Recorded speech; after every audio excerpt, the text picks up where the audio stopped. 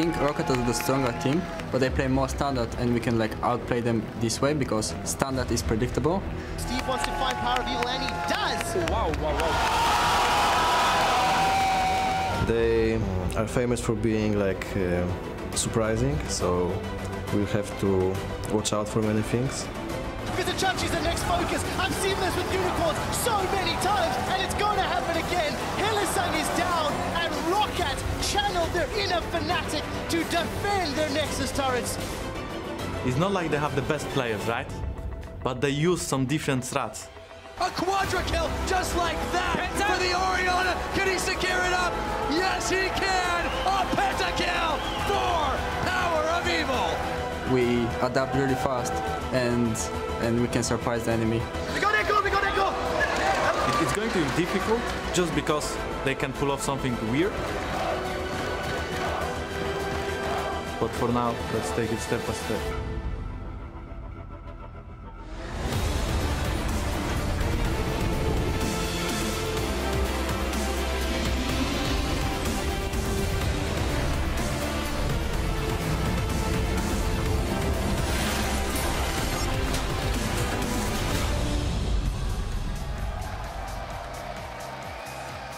Welcome, ladies and gentlemen, to day 2 of the European LCS Summer Quarterfinals. We're coming to you live from our studio in Berlin, Germany. As you can see, the crowd is absolutely ready to go for this quarterfinal. Just a few minutes ago, Roccat was at the pool talking some strats. Push them in, push them in. No, just kidding. And there are the Unicorns of Love walking in the building, getting ready for their quarterfinal with Horo there right at the end, of course. Hello, I'm Evie Schok supporter, and alongside me is James Stress O'Leary and Martin the Fisho Lunga as we look towards our second quarterfinal matchup of the summer playoffs between the Unicorns of Love and Roccat. Let's start by pulling up that bracket after yesterday's action. And well, what a landslide victory for H2K over Giants. Blink and you miss it was the name of yesterday's game because 3-0 real quick win for H2K over the Giants. And, you know, now they have to go on and face Origin in the next semi-final coming up on Saturday this coming week. So that's a really interesting series between those two, but we're not quite at the semi-finals. No, I mean, another interesting one is this quarterfinal. Unicorns Roccat should be a lot closer compared to what we saw yesterday between the two teams. Obviously, the winner will go on and face Fnatic, so not exactly the ideal opponent you want to face, but still you're going to fight for more championship points and so on. Yeah, that is what the important thing is here as well, those championship points. Yesterday, H2K got at least 90 championship points for the season, which ties them with the Unicorns of Love for now, which adds another extra dimension to this quarterfinal. Yes, a lot of pressure on today's game for the Unicorns. The Unicorns must win today, not only to go through the playoffs, but to keep their chances of going to Worlds alive. Otherwise, H2K, they're in the prime position to qualify for Worlds from the championship if Fnatic points. wins, which yes. is what if Fnatic wins. I mean, if things go as a lot of people are predicting, the team with the most championship points at the end of the season, they're going to clinch that second seed into the World Championships. Yeah, and of course the other teams, if you're not the one who's winning the EU LCS, you will play the regionals or the regional qualifier after our World Final, after our EU LCS final. Could be the World Final, who knows. As you can see here, Giants already locked in their spot because, again, they're lowest in the points. All the teams in playoffs will be qualified for this regionals here. However, you got to start at the first round if you're low on championship points. That is Giants that didn't pick up anything from last split. And then you work your way up. If you win after taking basically 3 best out of 5s in Giants situation here, you make it to Worlds as a 3rd spot. Yeah, it also means that 3 out of the 6 teams that were in the playoffs, we will see at Worlds. As I said, it might be scary or a good thought depending on who you're supporting. But that does bring us to today's quarterfinal match where the 4th seed, the Unicorns of Love, will face the 5th seed place Roccat in a best of 5. And clear your schedule because as soon as things wrap up here in Berlin, we'll send it over to Los Angeles for the North American LCS quarterfinal between Gravity and Team Solo Mid. And that's a really intriguing story that's come behind this, the quarterfinal over in America. You know, here we've had Fnatic remain victorious. Normally it'd be TSM, Cloud9 at the top of North America, but TSM, they're in the quarterfinals, not getting straight through to the semifinals. So a lot of pressure and a lot on the line for the TSM and Gravity lineups later today. And also just a lot of unanswered questions. I mean, how does it work now with the coaching staff over there? Can Bjergsen once again become the big carry, or is it the rest of the team that got to step up around him? There's so many questions for Team Solomid and also Gravity. I mean, they've been very exciting to watch. Yeah. I don't think this game is going to be more than at least 4. It's going to be, sorry, for at least 5 games. Yeah, I think for both series, we're in for quite a treat. And as we turn to the matchup at hand, we want to get your thoughts. Hop on Twitter and tell us which champion are you still waiting to see played on patch 5.14 and why?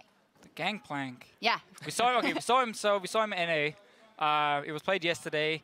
It was okay, I think, in Europe.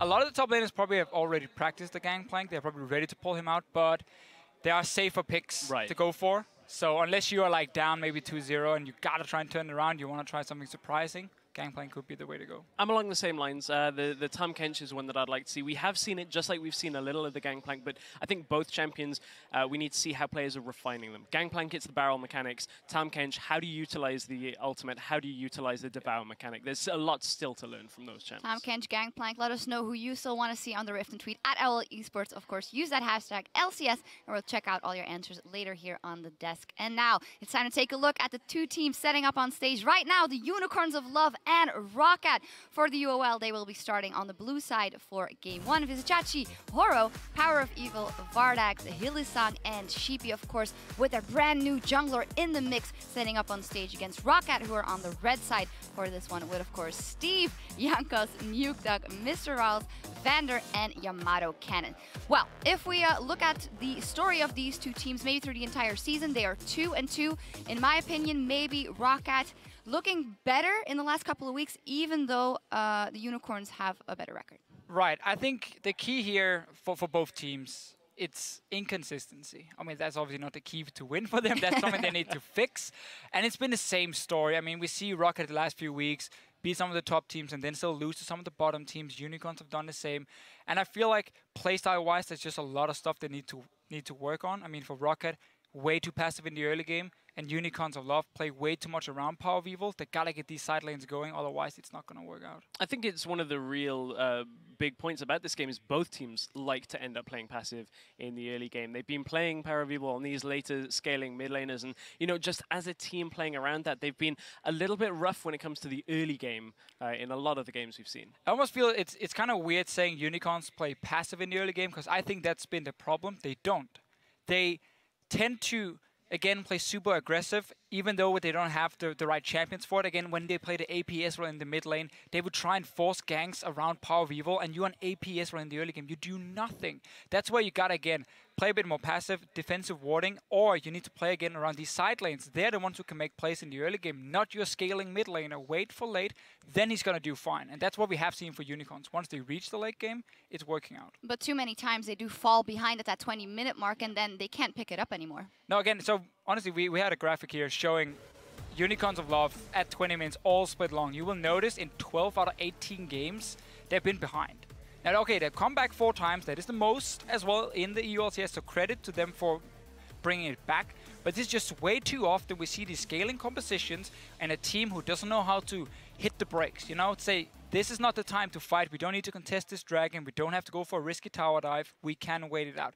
Roccat is a team that struggles when it comes to making the aggressive plays. So if that remains the same, Unicorns might be able to get it to late game and then pull out some wins. They might, but to me, that mid lane matchup is incredibly important. Yesterday, we saw Giants, of course, who lean so much on Pepinero, who has been going for those scaling champions, but the meta seems to have shifted out of his favor, and I feel that maybe for Power of Evil, he's in the same boat. He's in a very similar boat, yeah. And honestly, Power of Evil, when we look at it, in the first 15 minutes of the game, he's actually the lowest ranked player when it comes to kill participation at 15 minutes. Nukeduck, on the other side, you can see considerably more involved, 9, 4, and 10 overall at 15 minutes. But honestly, Nukeduck, just in general, has been going from strength to strength throughout this split. We saw it, the turnaround with the Varus, with the Victor, and just week after week, he's actually been putting in very strong performances. Finally, almost, as you say. Sure, I mean, he's living up to the hype. We saw also when he faced Fnatic, managed to get some kills on Febiven, even forcing him to flash into a wall. I mean, that's skill. But the key thing here also between these two guys is I feel like Nukeduck's champion pool is a lot more meta. He's played Victor, he's played a lot of Azir as well. Again, he took the Varus once it became a big thing with the poke. And the Yasuo pick coming in, which is so extremely strong against other poke champions. And what we see Unicorns play time and time again is these scaling poke champions. The Yasuo pick would either have to be a ban, or Unicorns have to step away from that approach and play something different. Maybe we can see the likes of the Syndra coming in, even though that can still be tricky for Power of Evil in that mid lane. But we need more early game focus if they want to play the style we normally see, because they cannot pick these poke champs into a Yasuo, into the likes of a Victor as well, where Nuke Dog can really punish him in the laning phase because Jankos will gank for him. Obviously, the poke could work fine later on then, but that's not the case.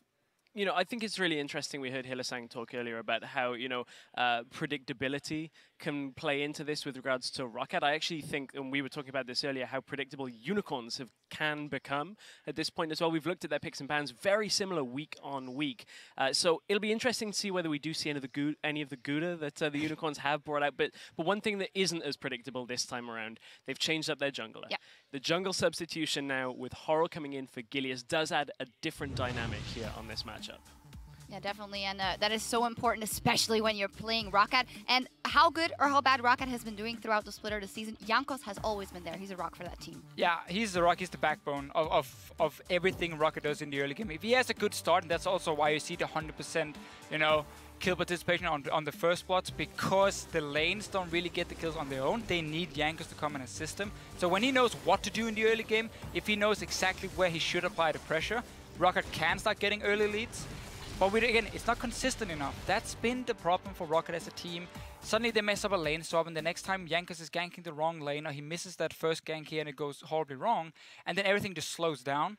The team becomes more reactive than proactive, and then we start getting these late game team fights where everything can happen, and it's not even guaranteed Roccat is going to win there. That's quite interesting, because Horo is in there now, so might not necessarily know all of his jungle pathing or where he's going to go, which could be a plus or a minus for the Unicorns of Love, because they have to, with their sometimes sloppy decision-making, there's a new voice now in there. How will it work? It's a new voice. It's also a voice that we haven't seen in competitive since leaving MYM in the spring split. I was actually talking to Sheepy's dad a little bit before, who has a lot to do with the Unicorns team, and he was talking to me about how Horo's fitting in. Apparently fitting in very well, and just in general seems to be fixing a lot of the little problems that the Unicorns of Love have had. However, one of the big problems they've had is to do with that shot calling. And it's a problem that we've seen with Horo a little bit as well, is if a team isn't always backing up his calls, Horo's the type of player that is going to go for an engage if he sees it. If the team aren't behind him, the Unicorns of Love are going to have to really difficultly balance team fights, because we've seen how they play. It's all on getting Power of Evil into those team fights. If he's not on the same page as Horo, it's going to be a tough set of series. Yeah. All in all, it's going to be a really, really tense series, I think. And as the teams near picks and bans for game one, let's check in with Pulse, who's on stage with the coaches for the UOL and Roccat. Thank you very much, Afia. I'm stood here with Yamato and Sheepy ahead of their game just to talk about how they think this one's going to go. Now, first off, Yamato Cannon, the community has criticized you for potential inconsistencies on your team, but over the last couple of weeks, you guys have definitely stepped up. Do you feel that's going to play a factor into playoffs? I feel there's a consistency in our inconsistency. There's usually the first game of the week is the bad game, and then the second game of the week is the good game. So with that in mind, I feel the best of 5 is the perfect kind of setting for us. Okay, well, Sheepy, I kind of want to ask you the same sort of question, but you guys, you were 9-9 when you were in spring, and now coming into this one as well in this playoffs, it didn't seem to matter in spring. Do you think the Unicorns are going to perform just as well in summer? I think there's no real excuse for us. I think we're just inconsistent, but with Horo coming in, I think a lot of this stuff just has come really natural to us, and we're trying to improve as much as possible about that. I'm just really excited to see how things are planning out right now, because we really try to fix the inconsistency from us. Well, it's interesting you mentioned Horo. I actually want to ask you about that. Now coming into this best of 5, how has it been like integrating Horo into the team? He's honestly a fantastic guy. He has helped me as well a lot with coaching, because the mindset he's bringing into the team, I think, is exactly what you need in a team. And I think that his mindset is also very consistent based. So coming from the Korean scene, I think this will help us a lot. Oh, very interesting. We'll see how that works out, Sheepy. Now, Yamato, you guys are going up against the Unicorns. We know the Unicorns have a propensity towards Gouda. Have you prepared anything special for this matchup? Well, they prepare cheese, I prepare ham. So you could say this best of 5 is a sandwich, but I think Unicorns of Love is going to go home hungry. Go home hungry. Do you have anything to answer from that one, Sheepy? Well, either way, they'll go ham or they go home. So let's see. Oh, and on that bombshell, we're going to find out from Jankos what it means to him to be in the summer playoffs. being in play is so important. Like, I don't know, it's just such a relief that we still can be the good team, you know, that we are not relegation team, that we are not like super bad. Like maybe we are not the best either. Maybe there's like better teams out there still, but we can prove ourselves in playoffs. And I think in a BO5 our team should work better. Well, I'm certainly hoping everybody's as hungry as I am for these teams to go ham. My name's Trevor Quickshot Henry, here to cover all of the action with the help of Mitch, Crepo Forceballs, as the Unicorns of Love and Roccat are rating up for picks and bans. Crepo, what are we expecting from these teams, and what do you want to eat? The talk about the sandwich actually made me hungry, so expecting. Both these teams are behind at 10 minutes.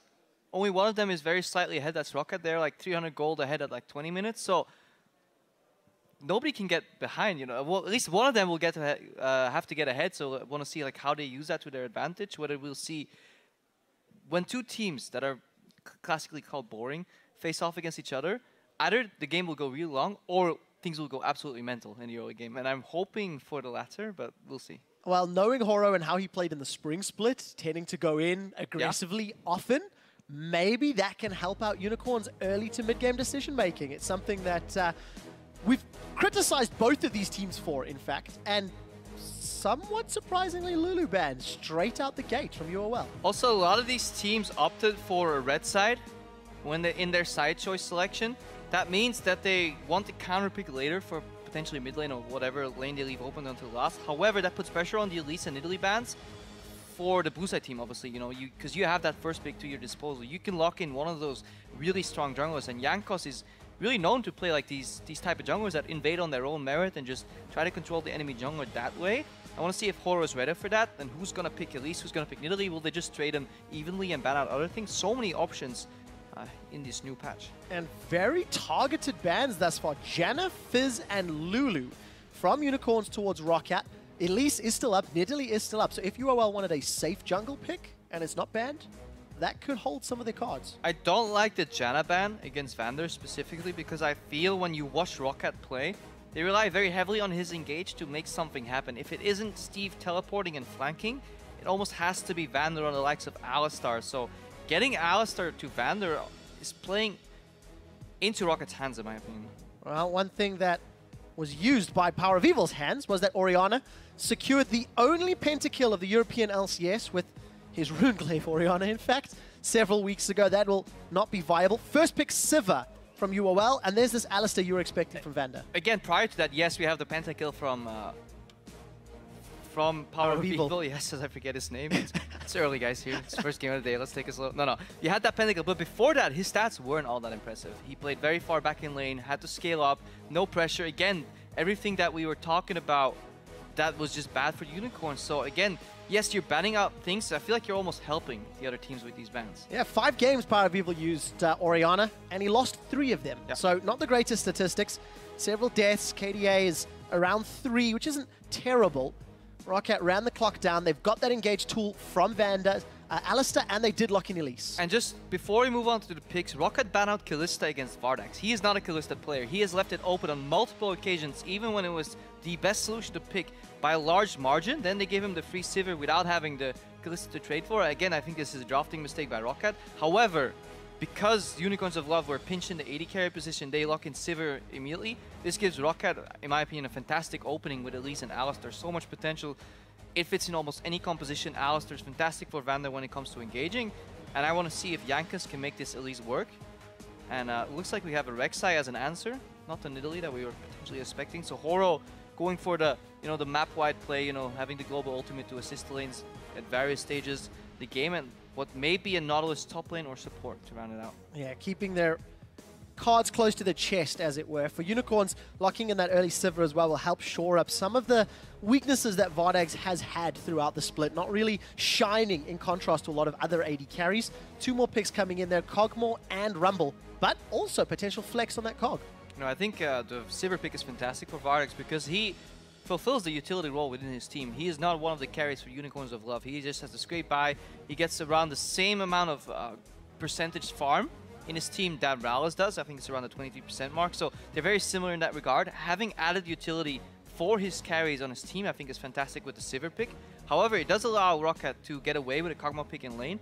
and just get that scaling up towards, because Rallis later in the game positions fantastically well. That's why they got him over Woolite, because he's just a consistent factor that you can always rely on, rather than having very high highs and very low lows. And of course, for that Kog'Maw, if Mr. Oz stays on, he has played it already in the summer split, undefeated in that single game, 5-2 and 100% 8. win rate. 100% win rate. But yeah, 5-2 and 8, and use that positioning that we've talked about. Unicorns will be rounding out their composition. There will also be some engage from Hylissang's Annie. Hilly's roaming is something that he's done several times throughout the split. And Power of Evil on the safe blind pick Victor, which has kind of become the norm in recent weeks. Yeah, Victor obviously was the third pick mid in our prioritization prior to this patch. You know, we had Jace and Varus slightly higher when the poke meta was rampant. However, this control mage combined with an aggressive support like Annie, obviously locking Nautilus as a top laner right now. This looks like a very mid-game focused Unicorns of Love. They are not going for the late game. They will have to look for dragon fights for a potential 5th dragon aspect as a win condition. If not, a lot of fighting could go on here. And they're going to have to... Way, right! So, not only have Unicorns gone for this mid-game team comp, I feel they don't have the greatest damage the longer the game goes. No, they have more late-game damage. This is why it's mid-game, but they spike so hard. They have hard engage, they have a lot of CC, good base damage that falls off later in the game. Obviously, Nautilus scales in the tanky department, but later on, we'll have to look at Victor and Sivir. They still can do a lot of late-game damage. We talked about... Less, but now, let's get to what's at hand here, Anivia. Yeah, we talked about the 100% one-game Kog'Maw for Mr. Rolls. You also have a 100% win rate on Anivia. Yeah, but I mean, that's a joke. That's fine for a normal season. Let's keep it. What does Anivia offer here? You tell me. She has disengage, but she's slow in wrapping up. I'm really interested to see what Nukta goes in terms of build. Will he go for a traditional Athene, say like, do I really need the magic resistance to get through the lane? Am I going to stack up a tier into Roa? Because that is an incredibly slow build. I've tried it. I've failed many times. But it offers disengage. It offers kite. When a team with Nautilus and Sivir's running at you, the Icebird might be enough. Wow, we'll see if it works out. The teams have locked in their champions. It's time to load up the best of 5 between Unicorns of Love and Roccat. Like, I'm always honest, so I'll be honest at this time as well. They just don't have the best players, but they are good as a team. If they won't surprise us, obviously we can beat them. Against Roccat, they play more standard and we can like outplay them this way because standard is predictable.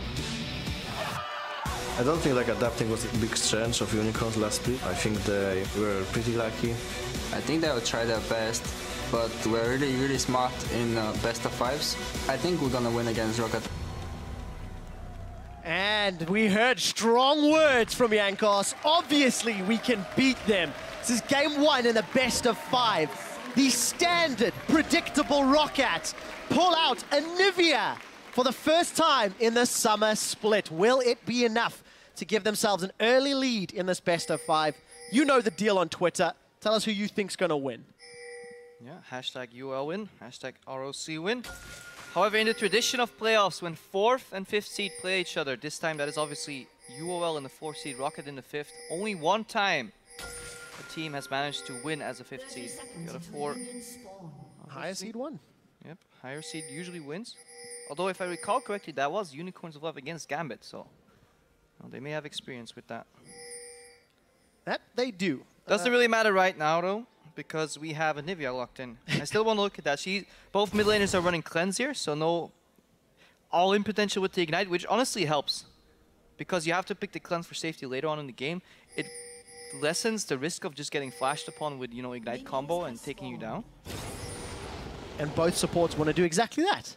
Alistair and Annie want to be jumping into your faces, both mid laners, low mobility, control mages. And we'll get to explore the mid lane matchup a little later. For the time being, the makings of a lane swap appears to be set up, and Roccat grouped for a spotted invade. Yeah, obviously Alistair and melee range champion supporting that long range Kog'Maw. They're swapping. I don't know who's predicting who here. I feel Kog'Maw does well into Sivir, but the Alistair obviously gets outranged vastly by Annie. Does have sustain though. It looks like Roccat is starting the aggressive side here in the enemy jungle. UL are starting in their own jungle, but they have the right side of the map to their disposal. It is normal lanes with a twist, so we'll need to see Steve. He's doing what's become common. He's not shared on the blue buff though. He's just tanking as much as he can for Elise, a very sustaining jungler in her own merit already. See if he gets any experience from that. Steve did get the full Gromp experience, so he's now going to base level 2. He wants to teleport down to the bot lane. And obviously we have to track what Chachi did. He also got level 2 and a little bit extra XP, and he's going down to bottom lane. Due to RNG, it's pushing slightly towards Steve. So Chachi lost a couple extra creeps here. All in all, very even, just flip the map around type of start. Looking at the top laners, Rumble is Steve's second most played champion, and this is the first time that we've seen Chachi on the Nautilus. It has been in the meta for a while, but we need to see how practiced he is on the champion. Now, I like Steve on damage carries because I think it opens another opportunity for Jankos to make plays in the game. Whenever Steve has played, say, split pushers, damage carries, people that pack a punch like Echo, whenever Jankos then ganked for him, it worked out for Roccat. Whenever he played the likes of Maokai and Jankos tried to gank, they just couldn't get the kill. They ended up wasting a lot of time. So in that sense, I like it. However, Steve was one of the key factors for Roccat winning a lot of games with his teleports and his flanks. Rumble obviously is not suited towards that. He just wants to open with Equalizer. Let's see if they can adapt to a different playstyle that will be required. And of course, these lane locations have traded, but it is standard, it is head-to-head. And this could also slow down the early to mid game, which is something that we've seen both of these teams do. Yeah, traditionally in a lane swap, obviously the game speeds up. In normal lanes, we can go as long as 10-15 minutes without very much action happening. However, I think this favors Jankos because he likes playing on his own, just 1v1, no lane interference. You know how mid laners say 1v1 me, no jungler? Yeah. That's the same thing for Jankos, 1v1 me jungler, no mid lanes. So he could play like that. These team comps as a whole have very interesting play patterns in team fights and around objectives, but we'll get into that later once we actually start grouping up. Just really want to track these matches and how especially Anivia does into Victor, because whenever I've played it, I found it incredibly tough to dodge the laser and land my Q. I feel the skill shot from Anivia Q is very high in mana cost, incredibly hard to land, and you get punished so hard when you miss it, so you almost don't want to use it and use it as a zoning tool. This is very interesting though, because Jankos started at the aggressive side. He got that blue buff initially and then moved all the way over. I think this is a 3 buff from Roccat, and now Nukeduck has an extra blue buff at his disposal, and this is key because this allows you to play slightly more aggressive in that level 4 to 6 on Anivia, which is pretty rough if you get pressured early, and it allows you to be full mana once you hit 6. Then you can out-sustain the enemy because you clear the wave so efficiently with your ulti. So this will be very, very good for Nukeduck. We'll see whether or not he can use it to farm up.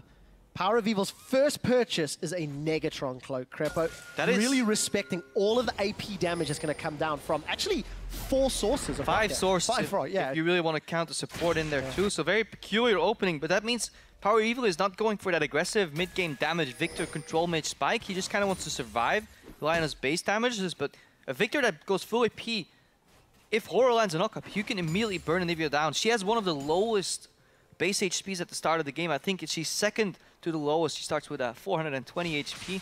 Twitch had definitely have fun with 420 there, but yeah. Combo on Vardax. Vardax gets caught by the headbutt, pulverized. Vanda and Merceral's trying to chase. There's a stun from Hylissang. The Ignite is burning, and that Vardax forced to flash defensively. Last tick gets Where was his spell shield? very close. How do you get comboed without a spell shield? That's what I wonder. Well, don't have the answer for that right now. Mr. Riles and Vanda. He still has heal though, so he did the calculations. Came out safe. But despite the lane deficit between Alistair and Annie, Vanda finds a great opportunity. And this is something you talked about being key in picks and bans. Vanda's aggressive plays. Yeah, Vanda's aggressive plays. In addition to that, Rawless has to base on 42, or Vardax has to base rather on 42 CS. Kog'Maw is a Trinity Force type of deal, so you can base whenever you want. And either you finish your Phage, that's nice, but if you don't, you have components. Same for Sheen. Components build easier, but as a Sivir, you really want to get that BF sword. So now, not only are you forced to base early and drop CS, you base it when you're this close to a BF sword. And this is, you obviously can't see this, but I'm holding my fingers like very, very close, guys. And he was about 10 CS off from getting that BF sword and have a comfortable first base where you can start trading. Now he's stuck on a pickaxe, and then obviously we'll delay him, and this will give more power to Rawless, especially when we hit the level 6 mark. Kog'Maw has a fantastic spike in lane when he hits level 6. And with Power of Evil going for the defensive build, and the fact that Sivir is more of a utility than necessarily a high damage ADC, Unicorns, I want to see where they're going to find their battles. A little bit of a ward. This is what we see when games are stale. It revolves or devolves into ward wars. The jungler and the support meet up and they fight for that pink ward. And both wards go down. Good spacing from Vander on his abilities. Knocks him back, auto attack. He comes back in, knock him up, auto attack. Then the ward fades, but you get the final auto attack for that ward. Looks like we'll be going. Ward killing mechanics, Kremlin. Hey, it's important. You could have screwed that up. And this is obviously the brush where you can always find a pink ward. If you're playing against even low-level teams, always check that brush. That one and the pixel brush for pink wards. You really need that map control. And then you want to slowly edge your vision control forward. Look at this wave pushing in the bottom. This allows Vander to be moved up as a resource. He now goes onto Hylissang for a bit of a poke. Follow up from Kog'Maw. That's the way you want to play that lane. Peeling from Alistar and then a free ulti plus E plus a W proc from Kog'Maw, and then you whittle away using your maximum range as advantage. Whereas Annie and Sivir just want to flash on you. Yeah. Just immediately kill you, blow all you in. up. Yeah, all in. We were talking about Nukeduck's build. It's gone for the tier. Well, look at that again. Kog'Maw and Anivia, really good if they go even into the mid game. And currently Rocket's going very even in the first 10 minutes. That's something I wanted to talk about once we get to these objectives. It looks like Rocket's going for an approach where they say, okay, Unicorns, you running a run at me comp? Well, that's fine. We're comfortable doing that because we have one of the best kiting mages in the game. Put your ultimate down on Nivea, walk back. You have to walk into the Nivea Q, which can stun in AoE, and you have the wall to force people to walk in those predictable movement patterns. In addition to that, while all you're doing is watching Anivia, you have the peel from, walking to Cocoon. You have to walk by an Alistar, then Kog'Maw is untouched. It'll become a backline carry type of deal, and if Rallis can get going, get a lot of farm priority #1 in this game in my opinion, and get a lot of peeling, then he can solo carry with the help of his team. And if you get past all of that, there may be an equalizer on top of your head as well. Steve is a little bit behind in CS after the early sort of bottom lane trade, but I do want to mention Jankos seems to be going for a tank Elise, so that will give a little bit more of a front line when added with Alistar. Now when he does that, I want to see if he maxes his Cocoon later on second, or if he just maxes both his W and Q and goes for higher base damage. When I see Elise though, I think early aggression, I really want to see an opening like UOL is forcing here. Well, Steve does have his equalizer. The Cocoon does connect onto Horo. Equalizes out. Horo's going to look for a tunnel to escape. Steve is in trouble. The repel drops Jankos onto Horo's head. He's going for the new jungler. One more to attack. Red buff is ticking. That's Hylissang. He's come in. First blood secured by Hylissang's Tibbers and Ignites. Out of nowhere, Hylissang shows up in the top lane. We were watching that duel and we were slowly starting to realize why Elise is such a good early game jungler, because of her counter gank potential. But fantastic read. How did Hylissang get there all of a sudden? I'll have to watch that again later on, but this roam is crucial, and this is what Hylissang does best, and honestly what has kept UOL even in this series. Let's watch this again. UOL, look, right now, Hylissang is all the way at the bottom tier 1 because this fight goes so long. Jankos already backed off. If this happened like 5 seconds earlier, Horo would be dead, because we would have lost the time that Jankos took to walk there. He goes for the auto attack, one more red buff because Horo is regenerating in his burrowed form.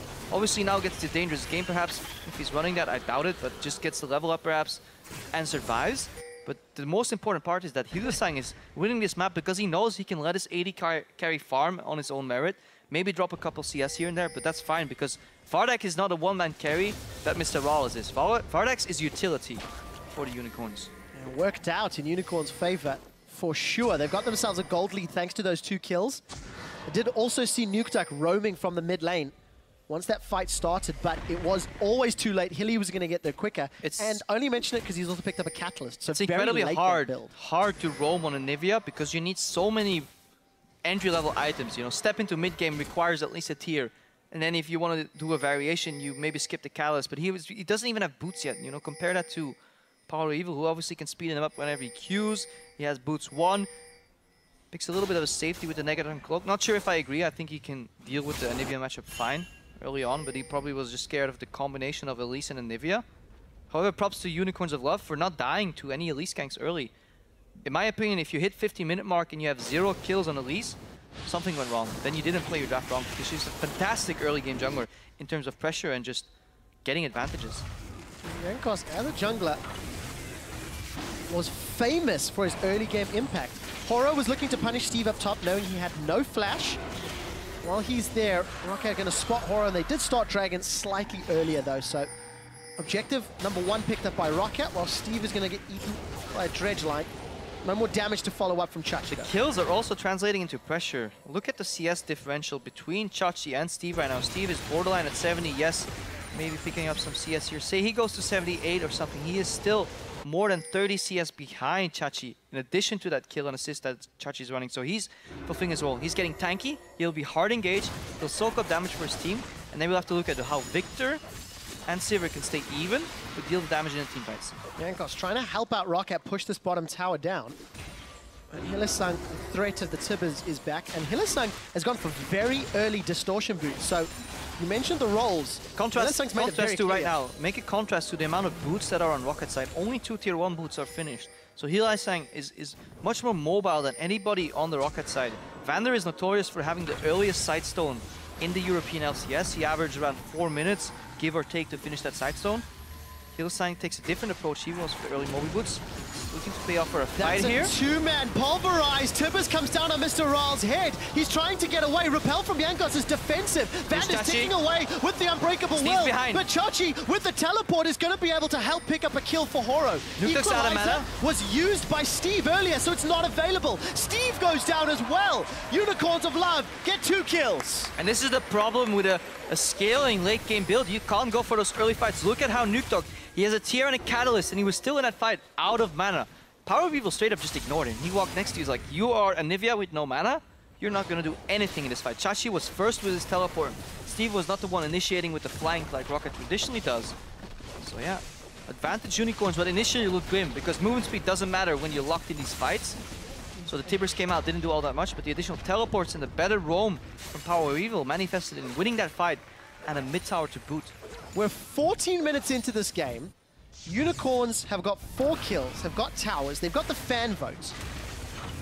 This is not the same Unicorns that we have been watching for the last few weeks. Decisive play, great performance from Hylissang on the early roam, great teleport from Chachi. So initial reading, Unicorns are looking very, very solid to open up the series. And well, strikes me the most is that they're playing their draft correctly. You can play late game if you draft for that. But Unicorns, obviously, they're coming out with a mid-game oriented draft and they're playing to their strengths. They say, we need to make something happen.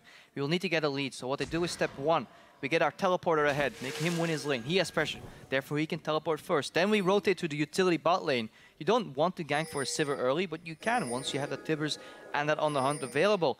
Then Power of Evil was pressuring mid. He managed to roam first or tied with Nukdog, but because of the pressure he was exerting, Nukdog had to waste all his mana on wave clearing. And for, you know, resource advantage from the Unicorns, and they're playing it out well. But can they transition? Unicorns have won while being 3,000 gold down, so you can also technically lose them in that regard because they will get outscaled perhaps. Especially against the wave clear that Anivia is going to offer. The one thing I want to see from Unicorns is how that early dragon from Roccat will impact their mid to late game. Roccat are going to pick up a tower. Jankos has showed his face several times here to push this down. You say wave clear from Anivia, but one of the reasons I feel Anivia has fallen off as a pick is the new Baron buff and the interaction with the creeps. Obviously, creeps take less magic damage. Even back in the day, when you would get the Baron buff, you could still clean those minions because the Baron buff wouldn't affect them.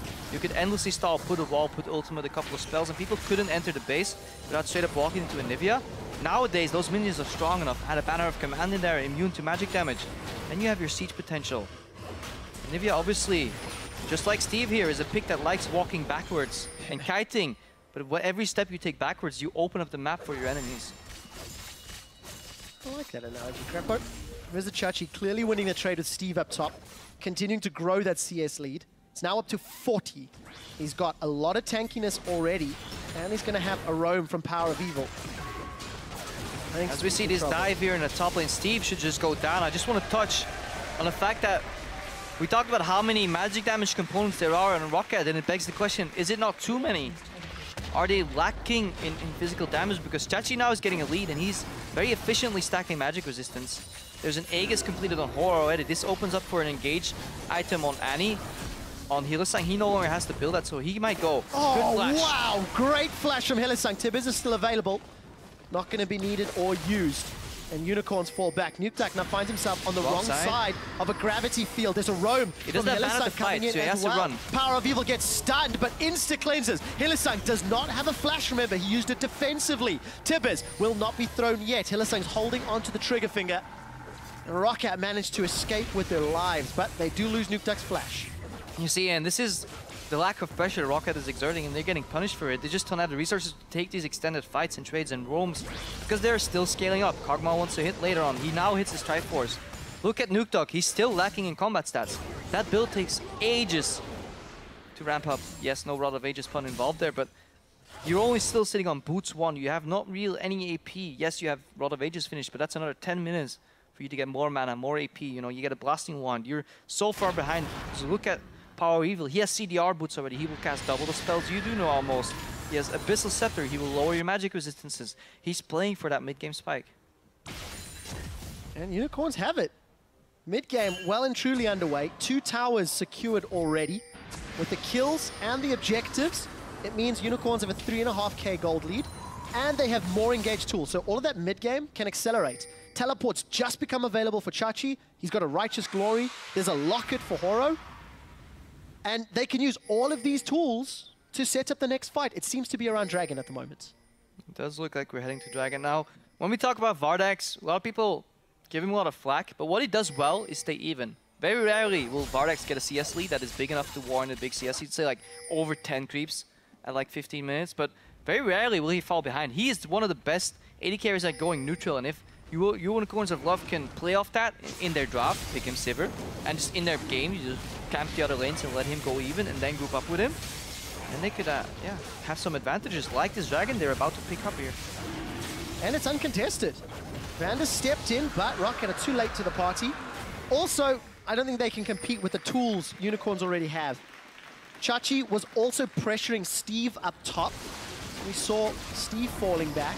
Good poke. Vander and Mr. Ra is going to defend their pink ward from Hylissang, the threat of those autos. And that was one of the questions we as the broadcast team were having in the preparation to this matchup. How well were Hylissang and Horo going to synergize in terms of warding together, roaming together, and making picks? So far, very well. 5-1 up. 20 minutes quickly approaching, and Unicorns going against the trend. We heard from the analyst desk, 12 out of 18 games, Unicorns were down in gold at 20 minutes. This is a great, great showing to start off this best of 5, and they've played standard and safe. Horo this time invading the enemy red buff, not with his traditional buddy Hylissang as support, but Power Evil has the push in mid, that mid tower's down, so he's joining. This could open up a rotation to the top lane, because look where Nukedog is trying to defend the wave right now. This will probably force a Rumble ultimate from Steve to like make a panic clear here.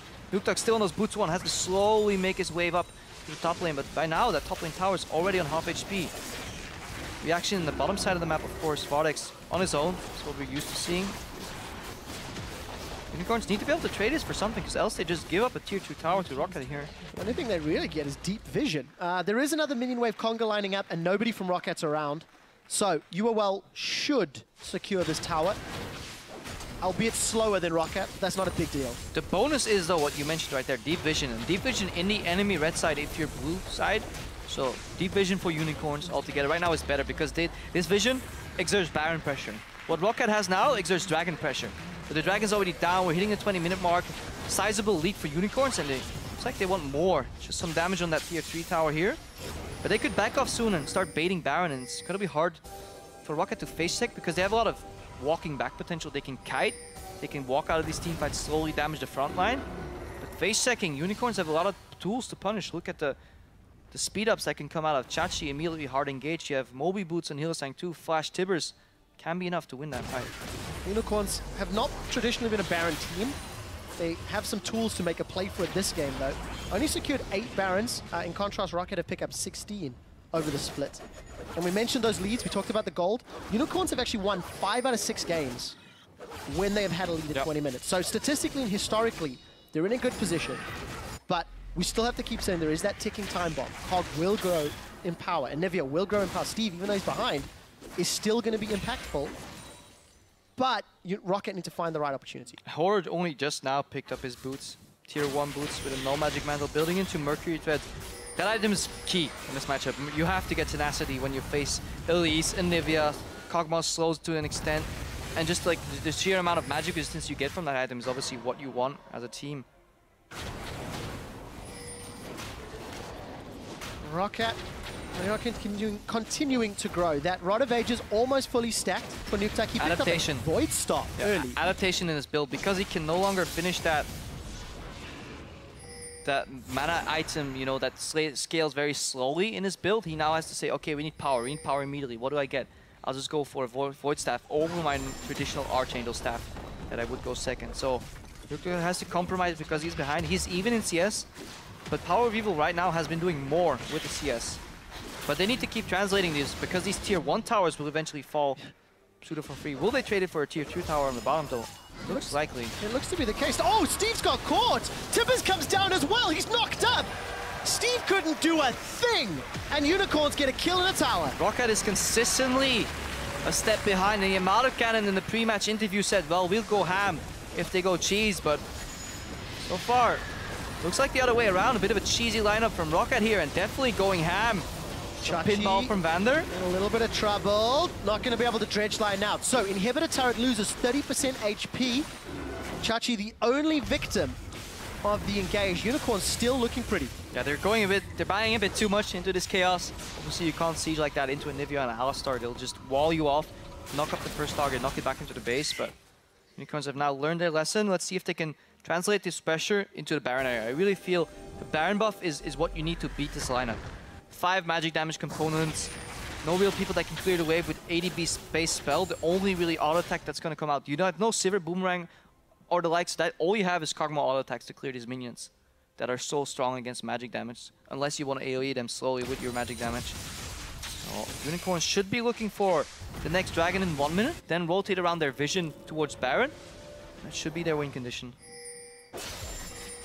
Clear one for Unicorns. They've maintained this gold lead for the better part of 12 minutes. As soon as Unicorns moved out of the laning phase, they've knocked down towers. But it has been a trade. Almost every time Unicorns have pressured, they have lost 1 tower, but Unicorns are just itching out more. And right now, Unicorns are grouped up around Baron before the dragon has even spawned. Very interesting that we see a double Righteous Glory on the side of Unicorns of Love. Hylissang is opting for Righteous Glory even after Chachi has it. Traditionally, you see 1 Righteous Glory and 1 Talisman of Ascension, so you at least have 1 defensive speed-up component should Sivir ulti fail. But Unicorns are saying, we're going in with no escape plan. We're just going, either we kill them or we're dead. That is best a bold approach. No, the best defense is a good offense. Well, I like both. Best defense is good offense, but at least have an escape plan. If you're stuck around that wall. Roccat is notorious for dragging to late game though, and that 3,000 gold lead we were talking about earlier is still there. So as the gold goes up, obviously relatively speaking, 3,000 gold means less and less as the match progresses. Dragon means more and more though, and Unicorns secure the second before Roccat can get into place. Good vision. What I like from Roccat Unicorns play though, is they got a little bit of wards around Baron, and then they drop down to Dragon. So got the vision and then sort of fell back relatively safely. And if they want to make a play on Baron, they can. Due to the high mobility on Unicorn's lineup, Roccat is afraid to split up to get picked off. Here we go, Hylissang speed up. Righteous Glory was thrown down. Doesn't find a target. There's no flash for Hylissang though. Vander, he's feeling he wants this fight, and he's gone in on Hilly. He's going to throw down the Unbreakable Will. Equalizer will split up Unicorns. Horror's off to the side. He's forced to tunnel away. And the Chaos Storm is wreaking chaos on the Roccat backline. The Death Ray comes out. Chaos Storm continues to tick. A flash forward from Power of Evil. Will not be enough to secure the kill, but he gets positional advantage. I still think it's too early for Roccat to brute force these engages, even though some cooldowns get used on the Unicorns. What could the Unicorns have done? Like, they could have never engaged on this Roccat lineup because the counter engage is too strong. However, if you start eliminating counter engage potential by using it as engage, Vander going in, nobody followed up on that combo. He had to use his ultimate. He was 60% HP. Steve's equalizer essentially was wasted. Imagine if they could use that to their advantage by kiting backwards, stalling for time, scaling into the late game. I think that was the better strategic approach. However, Roccat probably feel like they're farther behind than they actually are. And that forced that a little bit, you know, too heavy of an engage. Sometimes those heavy-handed moves can cost more. Roccat and Unicorns, though, come away unscathed. And Vision slowly being cleared out, but Unicorns still relatively good vision. They've had deep wards most of the time they've pushed into Rocket's territory. But it doesn't matter, like, vision around Baron doesn't matter unless it's perfect. Because it doesn't matter if you have 6 wards in the enemy jungle and your enemy only has 1 ward on Baron, that's enough to figure out what you're doing. They will not face check unless the Baron area is completely dark. For that, you need upgraded oracles and a couple of extra pink wards to force them to face check. Especially with Kog'Maw, with Scrying Orb, with his ultimate, he can check a lot of brushes. So there's safety in terms of stalling out for Roccat. They're only 3,000 gold behind still. The 5th dragon is still very far away because Roccat managed to pick up one of them. So by no means are they out of the game. They just have to realize how they have to play these fights and play accordingly. Well, for Unicorns, they're looking for more opportunities now. Dragon's a few minutes away. We do see Nukeduck, he's going to secure his own blue buff. That tier is almost fully stacked. And I also just took a quick look at Jankos' skill order. It is still just rank 1 in the Cocoon, so the 1.6 second stun is all he's focusing on for the time being. Another itemization peculiarity, let's not call it a mistake, another egg is picked up on the side of Unicorns of Love, and it's on Chachi. And traditionally when you see double A guy, you start thinking about one will be Banner, one will be Locket, but for Nautilus it makes more sense to build a Locket than a Banner, so we'll have a Locket stack here on 2 members that play in the same areas of the fight. The one reason you can usually defend double Banner or double Locket is because you play in different areas of the fight and the aura spreads wider. You know, multiple Wi-Fi spots for your internet. Think about that. But it doesn't matter having 2 routers at the same place. It's not going to help you. Well, Chachi and Hylissang, rather Chachi and Horo, both sort of want to be on the front line, so we'll see how often they overlap. Both want to be a team player. Yeah. There's only room for so many team players. You need a carry in between. Sneaky Baron started here. Distraction on the bot lane. Because the jungle is not there, Roccat feel like this is safe. But UL did the math, but they forgot to add in some additional Baron damage. Took a little long, no armor. This is sloppy. If you attempt this, you have to make sure that you have enough damage to pull it off. So Hylissang died. Yeah. Let's just assume... Yeah, let's just assume he got caught. We didn't actually see exactly how. Roccat now, I've got a numbers advantage. For a couple seconds longer, they are going to be the ones getting Alistar still has ulti, so he's threatening to dive. He doesn't want to dive, he just wants people to get away from that tower, be scared enough of him, they can open up. Look, that winning wave did not get defended because Vander was zoning on the side. He says, I can dive, I know that you can see that I can do it, so please step away from the tower, let us take it free. Nobody needs to get hurt.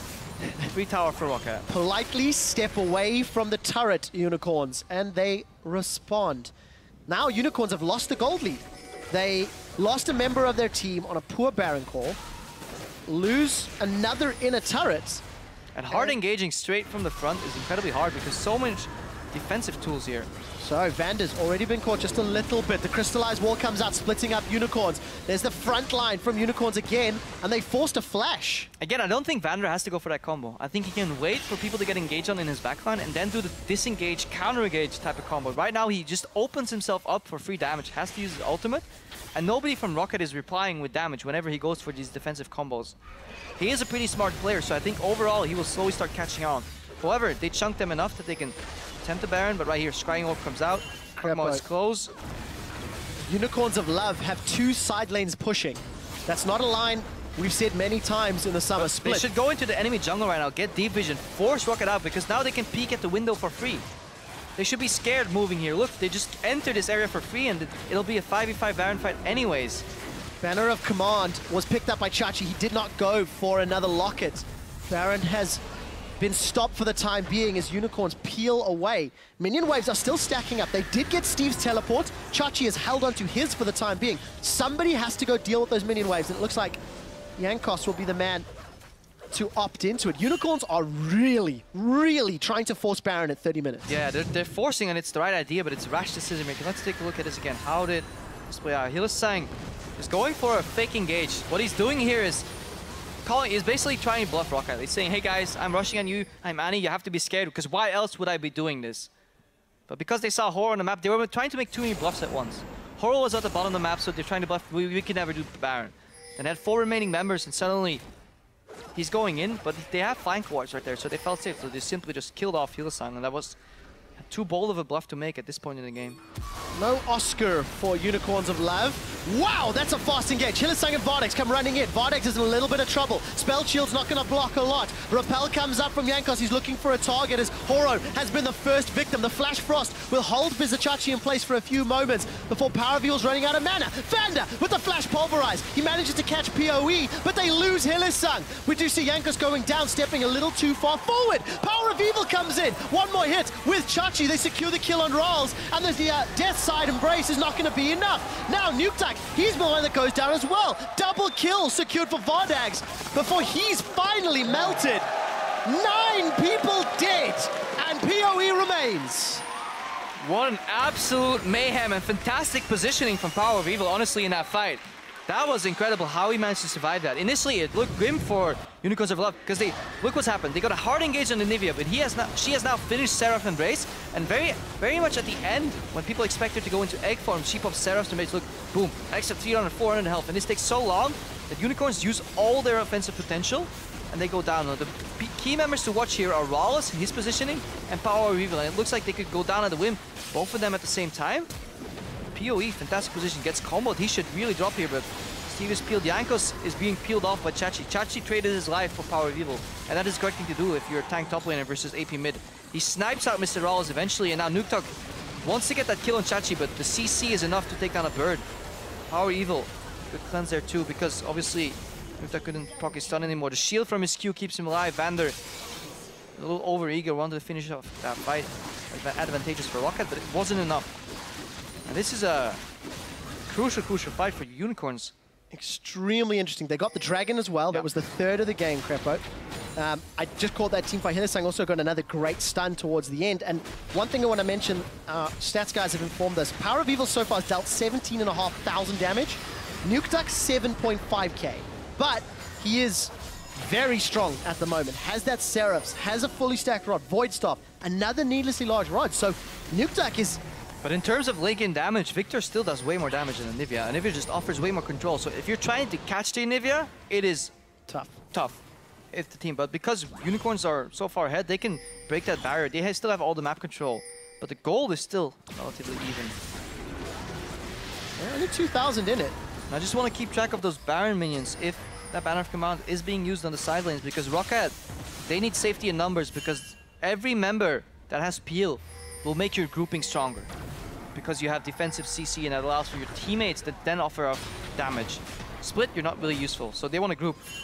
The counter to group is split push. If you don't really want to split push yourself, hey, Hylissang is down. He gets Rawless the Timbers up, but Rawless follows suit. There's the Victor damage you were talking about, Crepo. We're going to see the suicide from Cogmore. Is going to be able to pick up a kill onto Power of Evil. Vardax is getting focused out. The mine knocks him up in the air, and the fangs get sunk in from Jankos, and he gets out alive. Vanda finds a 2-man pulverize. It allows Jankos to escape. Horo's looking for more. He's found a bird is the word before he eats a cocoon. Stunned in place. He does find Nuketak. The egg was not available, and Chachi is tanky for days. He's going to look for more. The most exciting battle ever. Flame Spitter is out. Headbutt is out. Run, Chachi.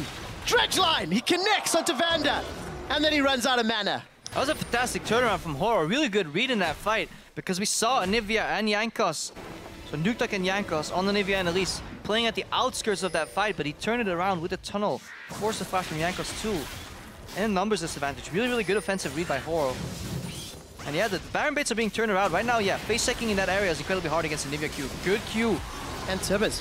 And from Nuketak, but the response Tibbers was exactly what we needed in that fight. Vardax steps a little too close. Power of Evil, once you close the gap on him, you can get him.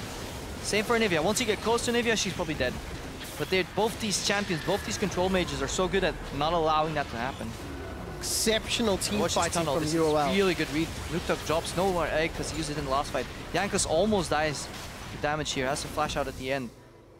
Good peeling from Chachi. Chachi is becoming nigh unkillable. Yeah. For this very magic damage heavy Roccat gaming. Even going to be building up some armor shortly. Nuketak does have his rebirth passive available. Came up while we were watching that replay. Mr. Rawls from Beyond the Grave. Cathy and Surprise doing some work. Roccat though, they are the ones with Baron control. Yeah, good Baron vision for Roccat, and they're attempting a bait. They're not going to start it because they know it'll be a fight and a face check anyways. It's dangerous to do this. They've been spotted around the corner. You got to fake out attacks then. You need to go for that Oscar. Just don't stand still, you know. Do something. So both teams have improved their team play. but not improve their acting. Dredgeline, it connects on Nuke. Hylissang, he stuns up Roccat. The Chaos Storm is out. Power of Evil is running right through the back line. Nuke's going to get turned into an egg, but he's going to get cooked for breakfast. Unicorns of Love have found 3, have found 4. Jankos is trying to run away. It simply will not be enough. They lost Vardex in the process, but Unicorns, what a fight. That was a fantastic read by Vizicachi, and I'm really liking the way he's playing. Oh, Hylissang, maybe in a little bit of trouble. Tibbers is coming to help, though. Can block the cocoons. He's just wasting time, that's enough. Where's the rest of the team? Unicorns, they're pushing down the middle tower. Hylissang, he's not going to get the kill. Skittering Frenzy. Jankos trades, but he's done his job. This should be an inhibitor turret, if not inhibitor as well. Yeah, I think he could have backed out, though. A little greedy by Hylissang. Thought he had enough damage, but at least, obviously, can sustain with that W. In the end, it doesn't really matter all that much. What matters for me is that Dredgeline from Vizicachi. He finds Nukeduck at the outskirts of that group. And then Hylissang, instead of... Look where the Tibbers goes. Instead of piling onto a Nukeduck, he goes for the backup. Wow! He could have opted for a 1 or 2-man Tibbers, but he read that fight perfectly, so he could go for the 4-man Tibbers, then Chaos Storm, and then Power of Evil is aggressively moving into the fight because they just can't turn on him. And then obviously Vardex getting focused by Jankos, but damage is done. Once you group against this combination, but you group so tightly that you offer up an engage, yeah, you're done for. Fantastic team fights from UOL. They did get that inhibitor, Crepo. But they need to start translating these fights into actual monumental advantages. We're thinking about Dragons here, we're thinking about Barons, potential split push. They got 1 inhibitor, so now the value of that Banner of Command minion goes up. Still trying to track the side lanes. No minion was upgraded by Chachi. Oh well, his Banner of Command is on cooldown, so I'm trying to find where the hell... We've seen Chachi using it in the bottom lane. It is bottom lane, and it was just a ranged minion? So he didn't wait for the waves. Cannons come out every minute mark at this point in the game. So on the dot, every minute you want to buff that cannon minion. I think it's worth waiting for, honestly, because the pressure a Banner of Command minion exerts on the map is so huge, because then you can rotate to the other side of the map. Combine that with Rek'Sai, for example. You know, Rek'Sai split push one side, Banner of the Command on the other side, immediately collapse towards the Baron. So Unicorns may go back to the Dragon/Baron play. They're on Dragon at the moment. This will be number 4. Yeah. 6-minute timer until Aspect. Jat did a fantastic Jat 22, or League of Learning rather, on how to beat teams with 5 dragons. We'll see whether or not Roccat paid attention in 6 minutes, or if they'll even let it happen. But no deep vision from Unicorns. So this is something they have to invest some time into. Yeah, they're slowing down. Whenever Power of Evil and Hylissang use their flashes in fights, they're hesitant to go for another fight because they really need that to close the gap. The counter to a wall is obviously flashing over it. The counter to Cocoon's flashing over it. You know, the counter to an Alistar is flashing by him, you know, speeding up, ignoring him. Then close the gap immediately, wombo combo, you know, annihilate your opponent. Hard engage is what you're looking for, so that's also why we see Distortion Boots finished on Hylissang here. Just the more flashes he can get, the more flash tibbers to initiate these fights combined with Vizicachi. It's obviously what you're looking for. Well, this is exactly the game I was looking for. Very interesting, exciting plays, and Unicorns are approaching 40 minutes with the lead, with the kill lead, with an exposed base from Roccat, super minions as well. Yeah, 29 kills in 39 minutes, or 40 minutes. It's definitely a good average to have. They seem to be posturing, I mean, they're sticking in the lane of the supers. Side lane's still pushing in favor of UOL. They're waiting. Is this is it just cooldowns and then a little bit more aggressive play? It is timing and cooldowns. Look at the side waves. The time they will hit is about the time that Power of Evil's flash will be back up. And they are going to find a small opportunity to get a ward just above the Wraith camp from Roccat. Unicorns, look, pushing in a little bit more. Hilly, with those boots of mobility, also pushing in. Bot lane, killer position. Looks like it does. Want to push out towards Roccat, but it'll still take time. I don't like this Baron, so for me, this is too forced. Like, just gotta decide what you want, Unicorns.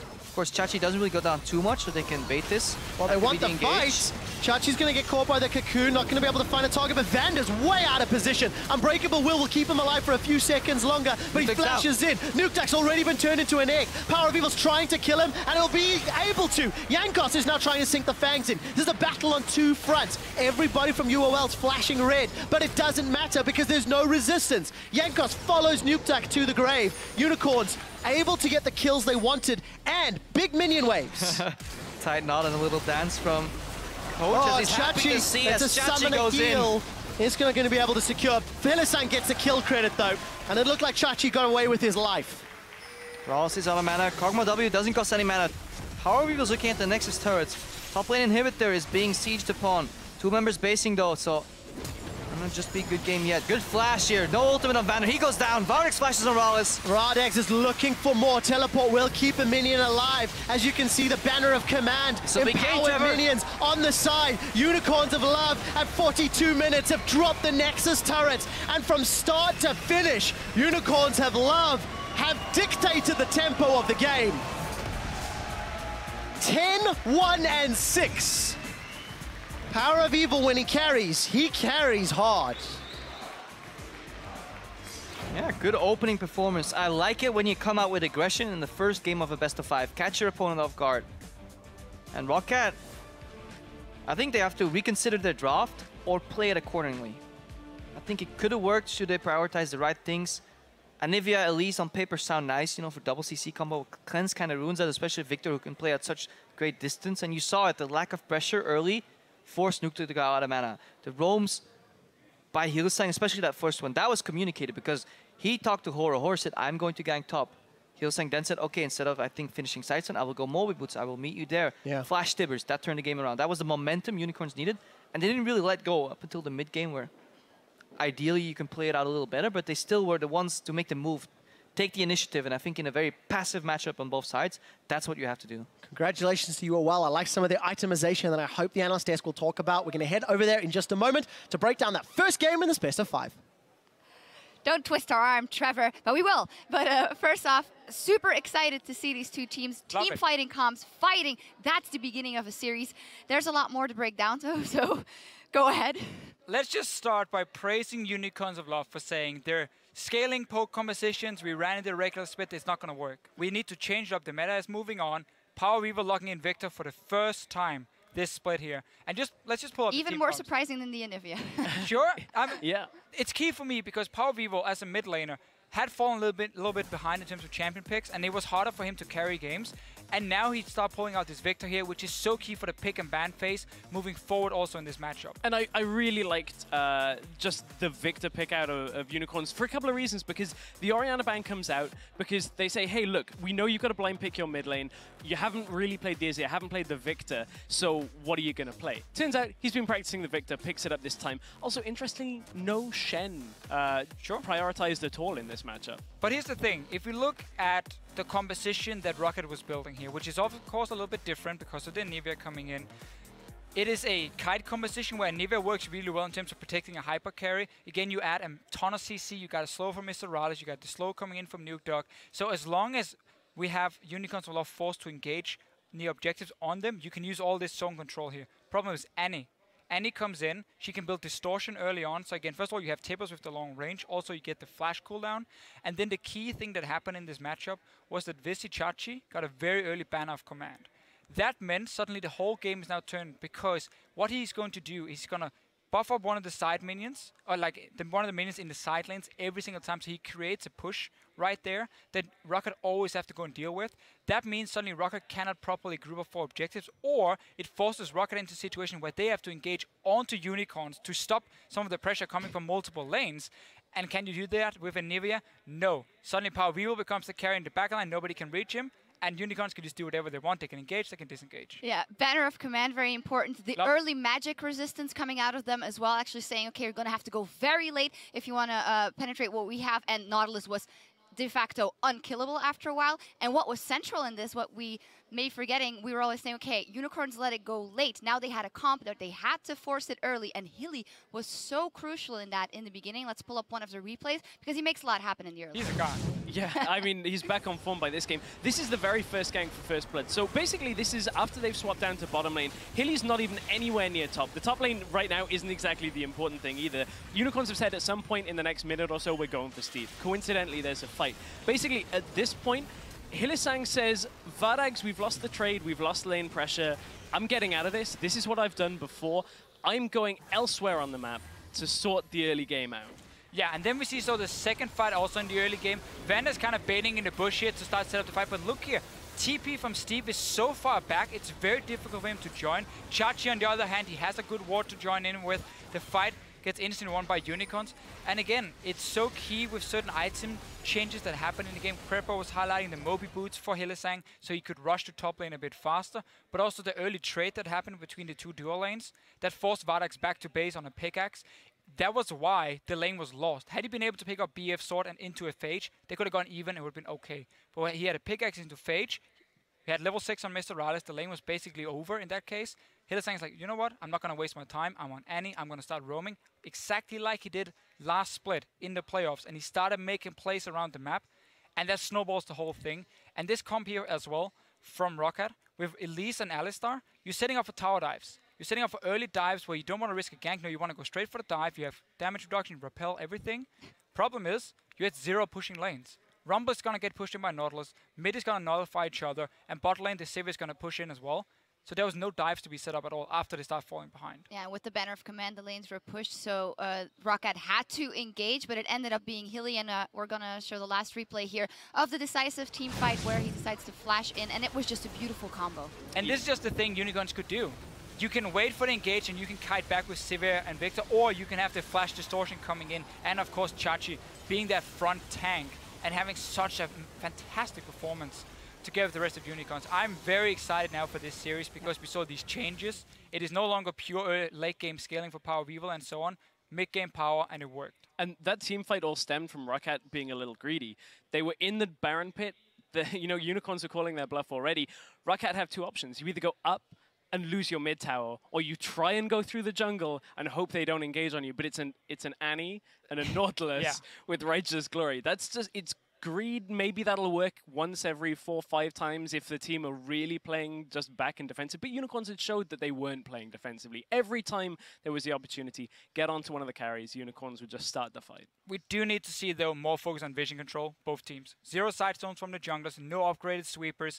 That is why the game also stalled out. They couldn't bait the Baron properly, and Roccat couldn't bait the Baron either because there was 0 vision control for both teams, honestly. Yeah, although this was an exciting ending for UOL, I still think it became pretty close, and I think we have got an amazing series on our hands. We need to take a quick break to recover from that, but when we return, it is game 2 between the Unicorns of Love and Roccat. But first, let's turn to the top lane and see how Steve went from baking cookies to the big stage. 170 grammes. Okay. I started playing League of Legends right after the beta in October 2009. Like Twisted Tree Line, playing Nunu. Yeah. Disons qu'on va mettre à peu près à moitié. Hop. Ça doit être bon. Ça fait longtemps que j'ai pas cuisiné. I was playing during high school and I didn't think about going pro or anything, but I always knew I was pretty good, kind of like always top, let's say 200. Okay. In my last year of high school, so it was season 3, I started tryharding a bit too, and I mained 1 role, so I decided to pick top lane because I thought it would be the best role for me. I loved playing Jarvan, and I had some success, and that's when I started joining teams.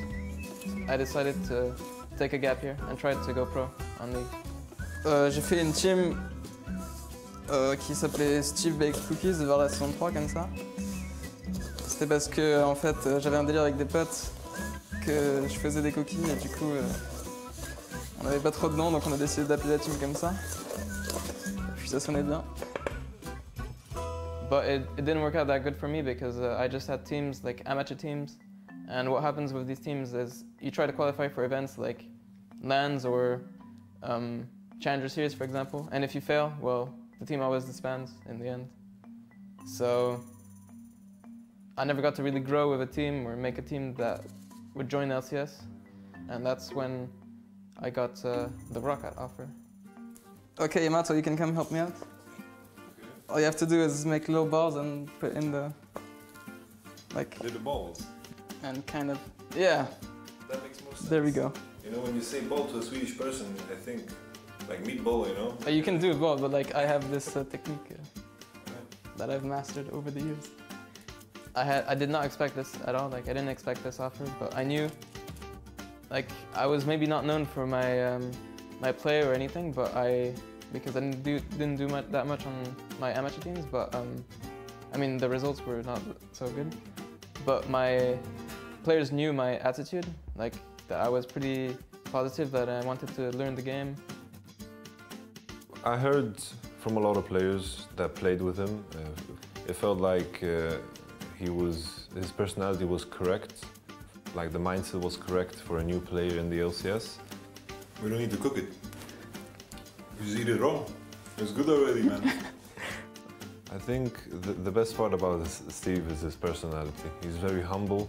There tends to be a lot of arrogance around the scene, and Steve is always humble.